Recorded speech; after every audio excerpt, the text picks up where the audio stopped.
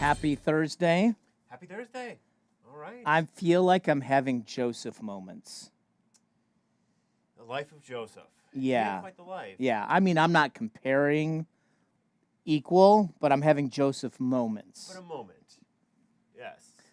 So one of his high moments or one of it his was lower moments. So, Yes. I've been working through this blood clot.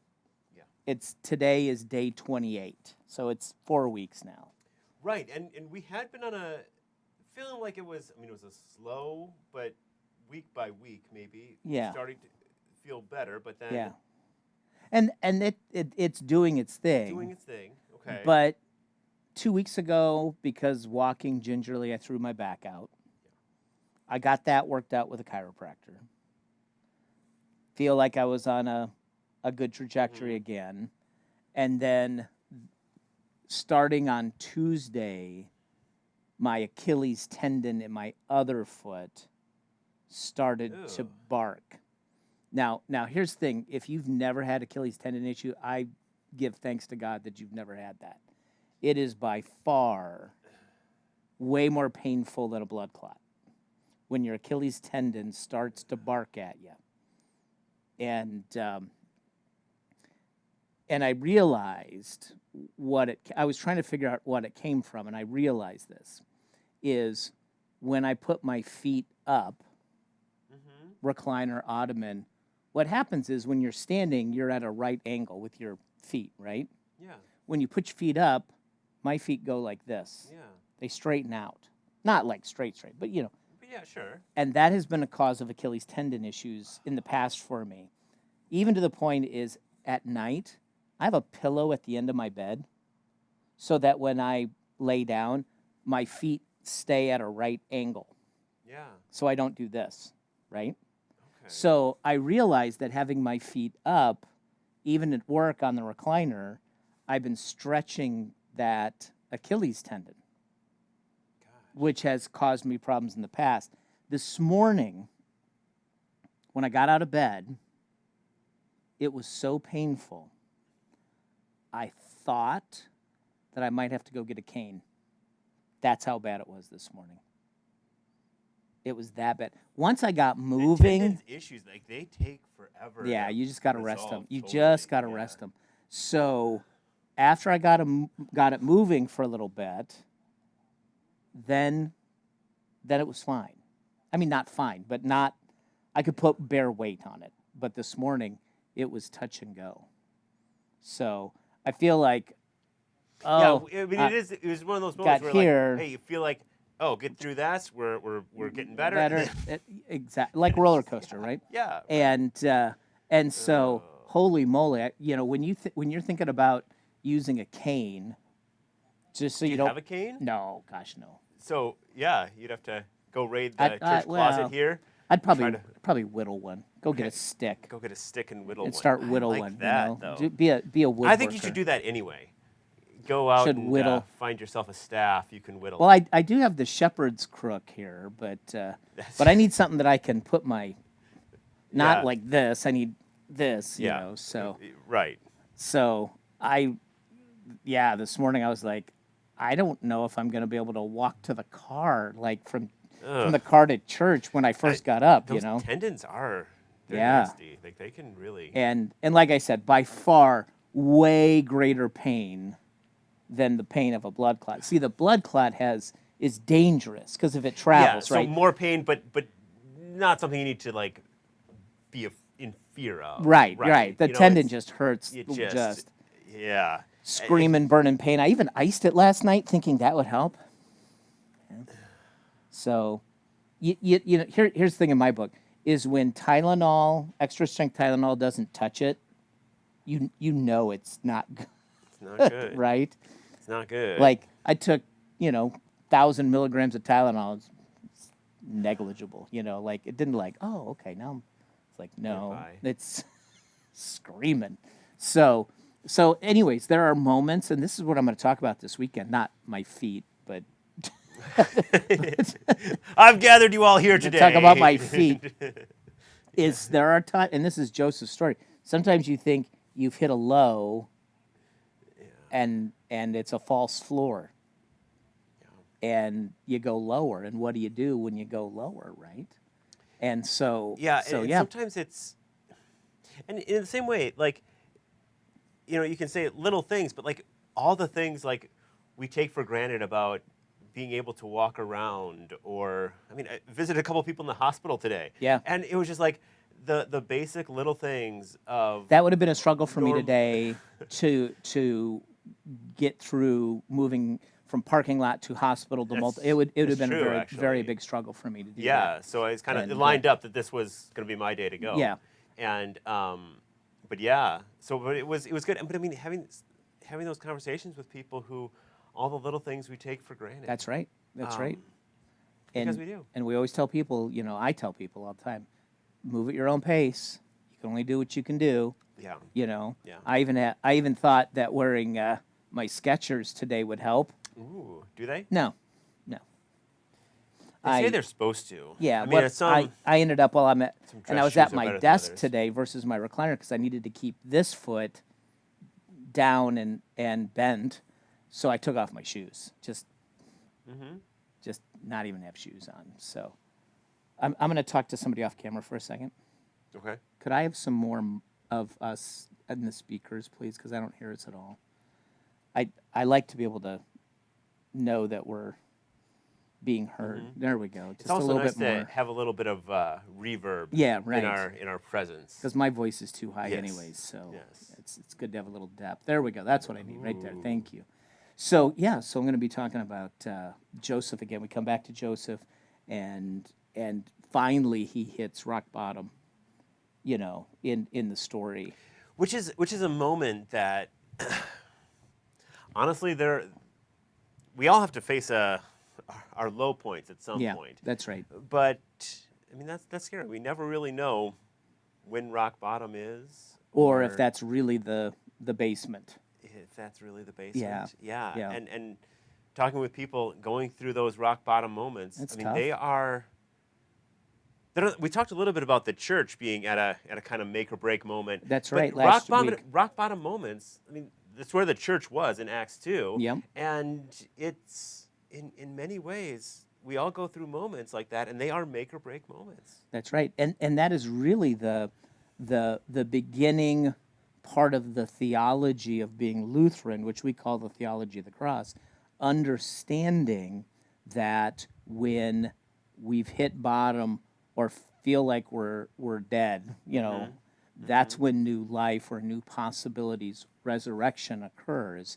That God doesn't abandon us there, but that is the moment, the make or break moment, where God starts to turn and bring new possibilities, open new We new start doors. to see like our God is a creator God. That's right. And we can step into that. And just like a plant that produces a seed and then the plant dies, that seed is that opportunity for new life. But visually speaking, you think, well, It looks. the season is over, the plant Yeah. is dead. I mean, and that seed. I mean, in many ways, it seems to be dead. It can last many, many winters. It can. That's I mean, right. If it's just sitting in the ground. in the yeah. ground for it can be years, generations before the seed until it's able to germinate. Yep, and I had some flowers when I used to live in Chicago. In one of the beds I had, and that they were, and I forget what they were, but they had the most beautiful colors. They weren't sunflowers like this, but they were about yay big. Maybe they were like zinnias or something. Okay. But they had a big black center in them that were all seeds. So they'd be purples and reds and oranges. And at the end of every season, I'd always go and grab that center and just do this so that the seeds would fall. Mm-hmm. So then come the new season in spring, well, by summer, then I would have the next batch. But there are winter seasons of our lives, whether it's by the hands of others, sometimes that happens. Sometimes it is just health. Sometimes it is self-inflicted. We all have winter seasons. And the question then becomes is, when we become hopeless, is that the end or is there something more? And as people of faith, we say there's something more, but we have to find our footing. We don't always feel like we have our footing underneath us when we've hit, in quotes, bottom. And this is the very language I'm using this weekend. Is sometimes it takes a while to reorient.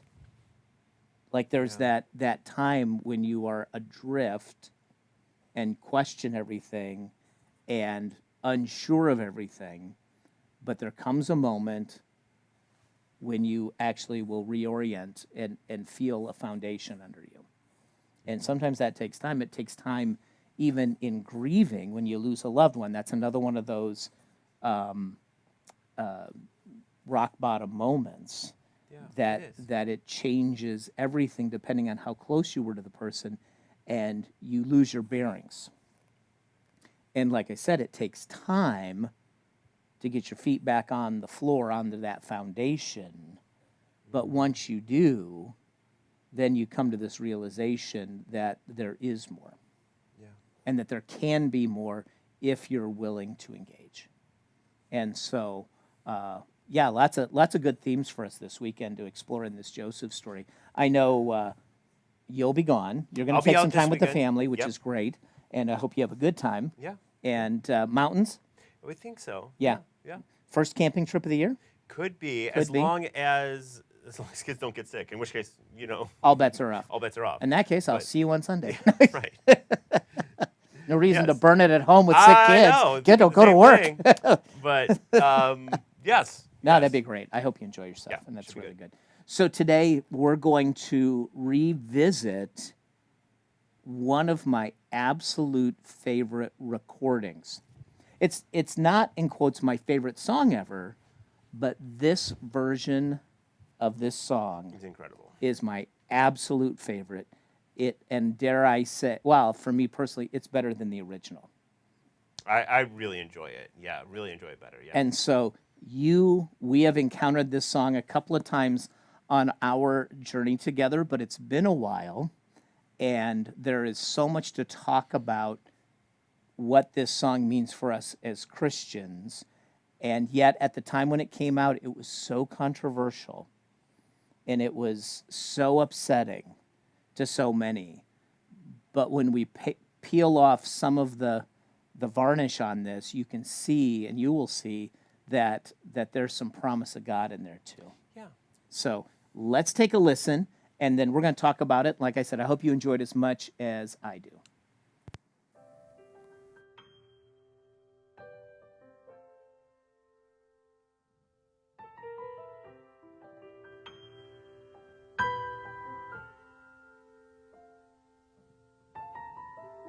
Imagine there's no heaven. It's easy if you try. No hell below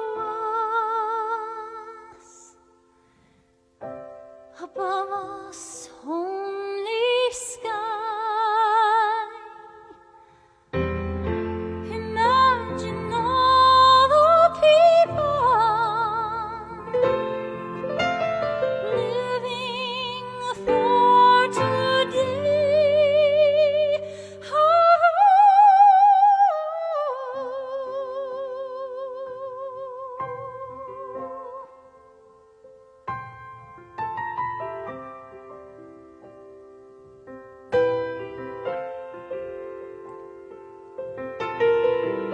Imagine there's no countries. It isn't hard to do. Nothing to kill or die for, and no religion too. Imagine all the people living life in peace. You may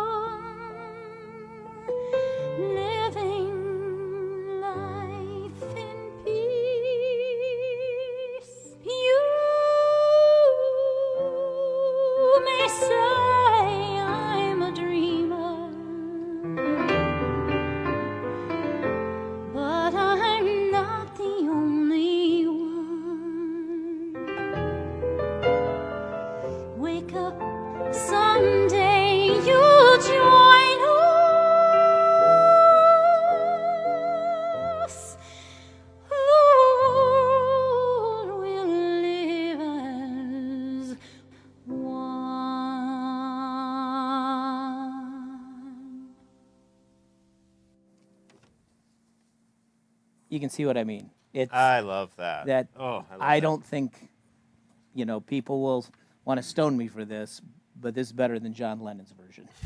I'm just saying. I really love it. Yeah, I love it. Just I was just saying to Philip while the song's going on, Joan embodies the entire song, not just vocally, but the feel. She draws you in, and just this is one of my favorite things that has happened here that I can take absolutely no credit for. But it's great.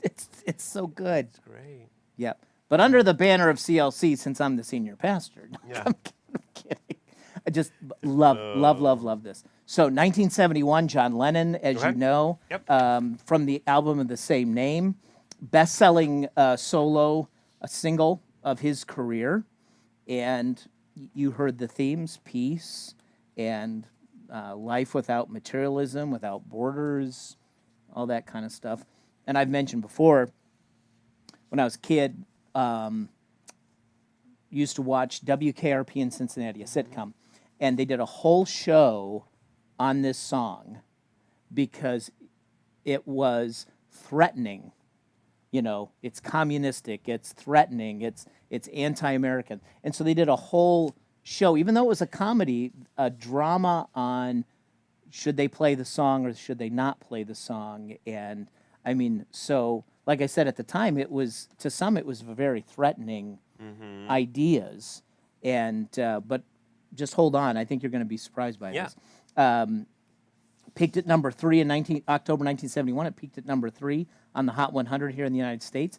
BMI, one of our music companies, copyright said it's one of the 100 most performed songs in the 20th century.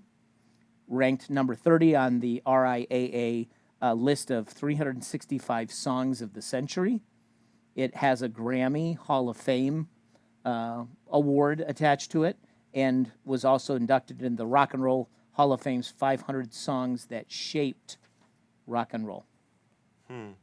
So clearly, I'm not alone in its accolades for being a great song, but Joan Sobel's version and Philip Furtenberry's version is my favorite. It's amazing. by far. It really, really is.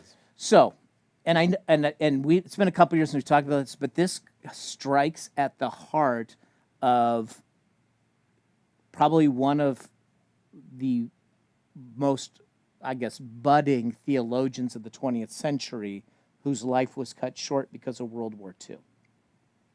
Dietrich Bonhoeffer. Yep.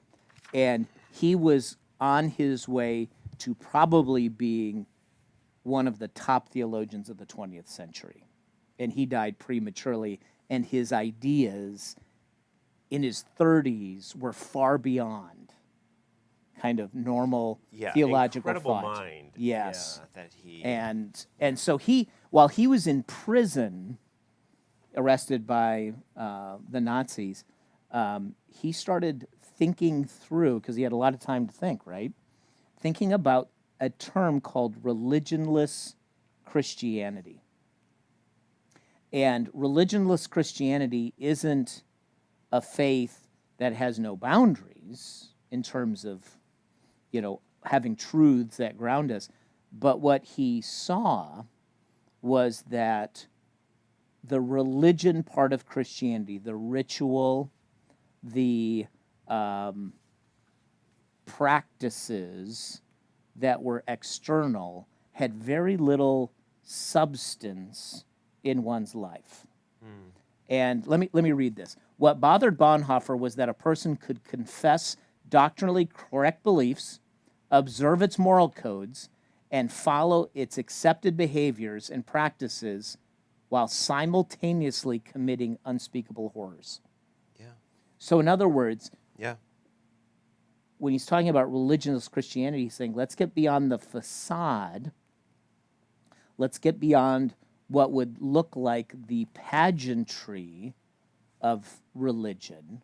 Let's chuck all of that, because it actually isn't changing hearts. And to move into a new era where we don't concern ourselves with the religion part of it, which is in a lot of ways the is used in a very derogatory manner. That instead, religionless Christianity would be somebody who would live out their faith every day in deep and even simple ways.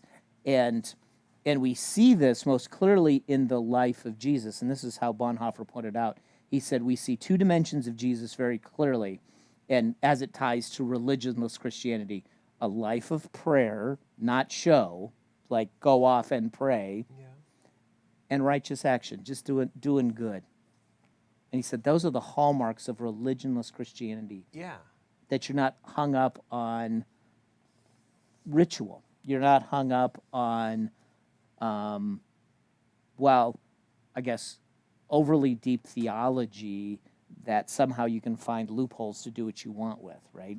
Right, and there's that temptation. I've seen it before too. Like, there's this point where we can, and it's important, I think, to look at the theology and to try to work and get the theology right. Yep. But at the same time, we have, if it's just about that, then the whole stories of Jesus that we have in the Gospels, they don't matter that as much. No. Like, if you're just taking it, I have it all, I can put it all in a box, and this is they'll have all the theology. Well, the story of Jesus are telling the stories. They're telling about the actions. They're telling about Yep. the prayers. They're telling about the, something that we can learn in the midst of all of that. And that's all given for a reason. That's Yeah. exactly right.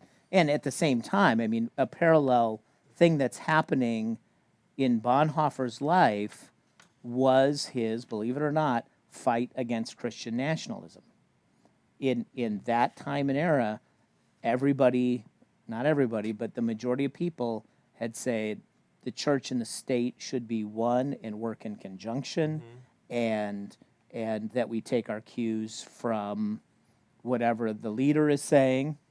And he fought against that in not only the Barmen Declaration. If you haven't read it, that's okay, but also some other places where he was like, no, that we have one leader to look to, and that is Christ, and that we should not tie ourselves to any sort of political party or politic, because that is a very messy business and ends up forsaking Christ, but somehow replacing and somehow justifying really bad behavior in how we treat others, whoever the other is, because those two have joined. So he was a big opponent of Christian nationalism because he saw it in action in Germany Yeah, I did. in the 30s and 40s, right?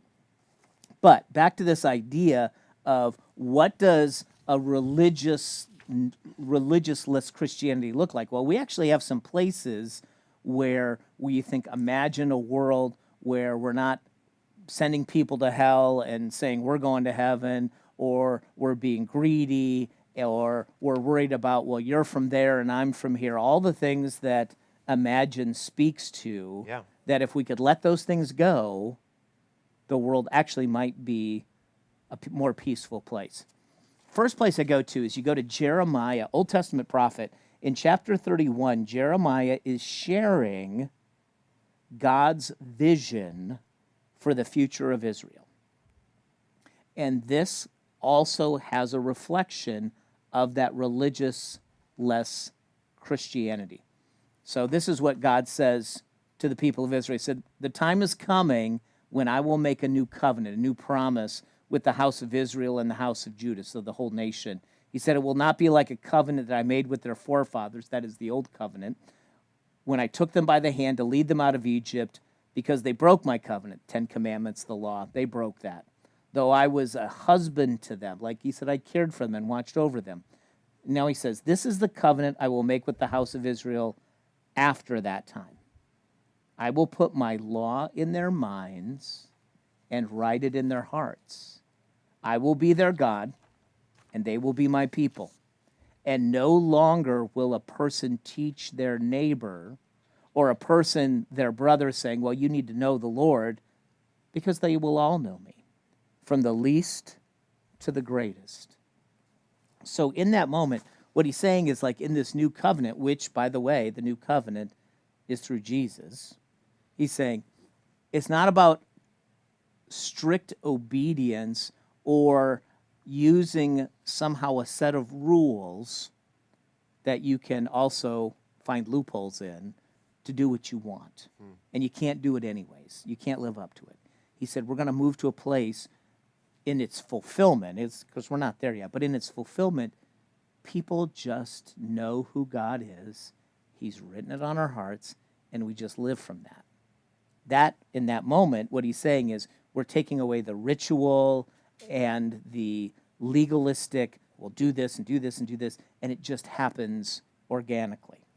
So that's a glimpse of religionless Christianity right there in Jeremiah. It's like Christianity in its fullness is people just know who God is. They don't have to worry about knowing about God. They just know him, and they live from that as a ground of being, to quote Tillich, another 20th century theologian, the ground of being, a foundation where we just live from that relationship, but we're not like, oh, well, this is on the do list and this is on the don't list, but this doesn't apply to me or it doesn't apply to you, so I can treat you like we're not doing the theological gymnastics, right? Okay. Yeah. Yeah. And instead, we just live from this place of relationship, which is really at the heart of what Bonhoeffer's talking about. And in some ways, cut through all the garbage. the garbage, right? And in some ways, that's the vision that John Lennon is painting.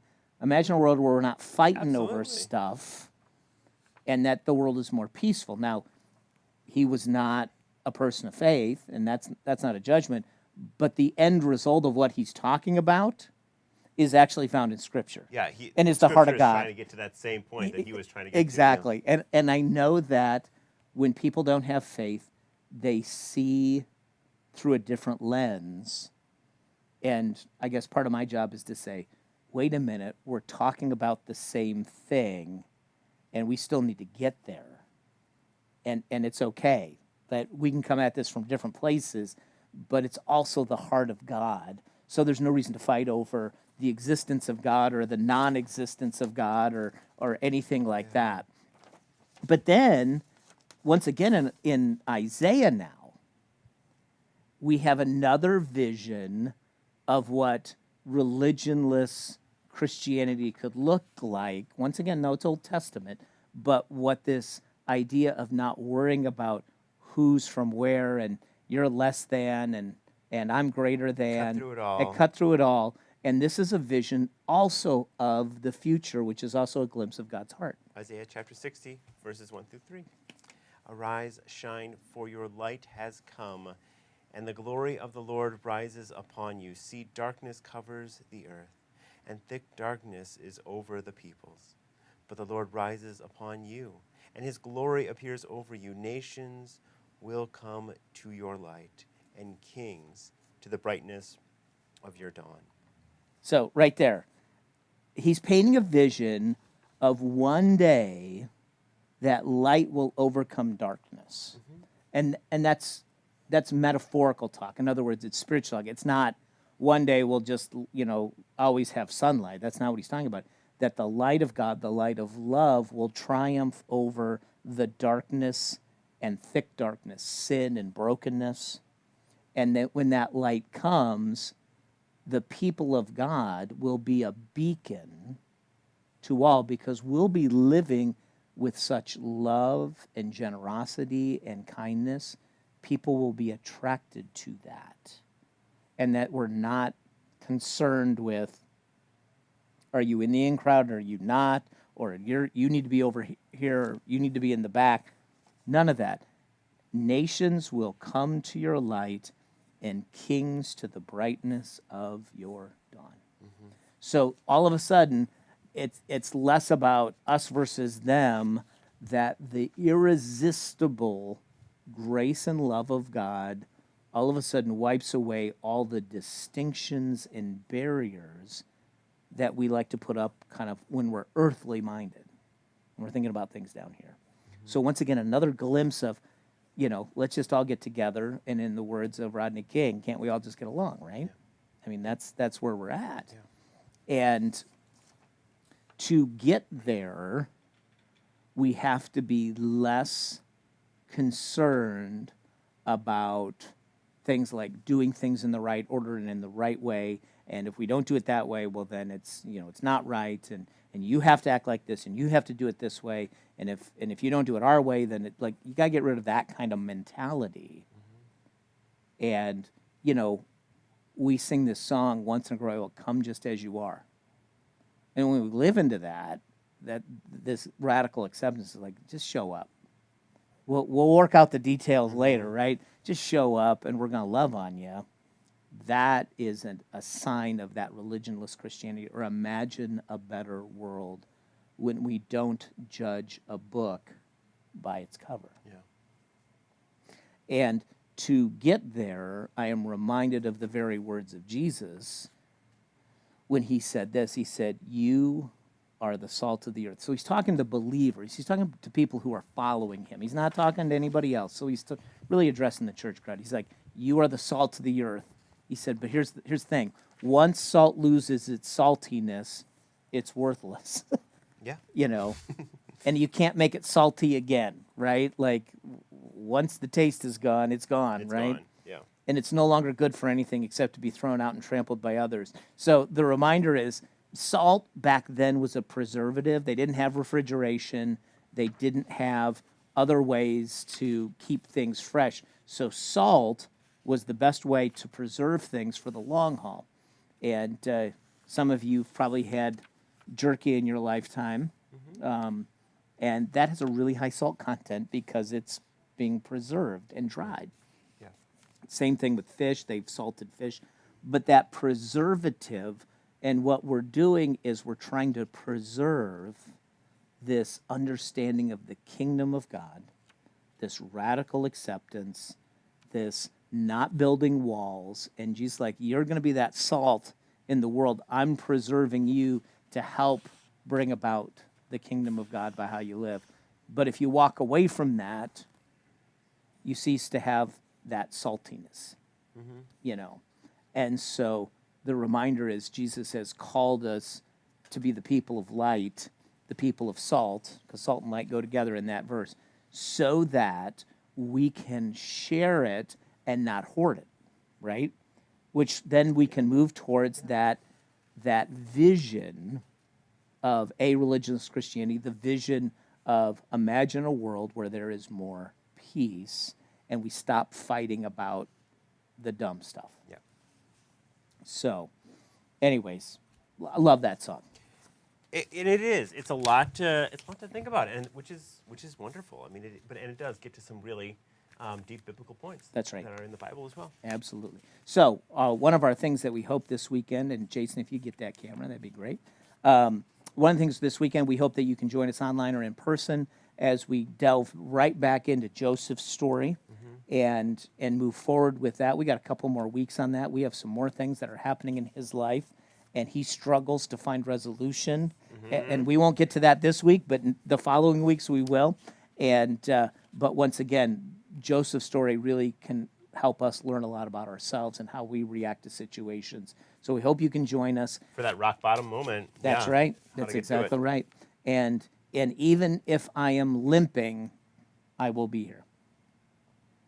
How about that? How about that? That's right. So anyways, Oh, gosh. we love you. God bless you. Take care. And on our way out, let's listen to Philip Fortenberry.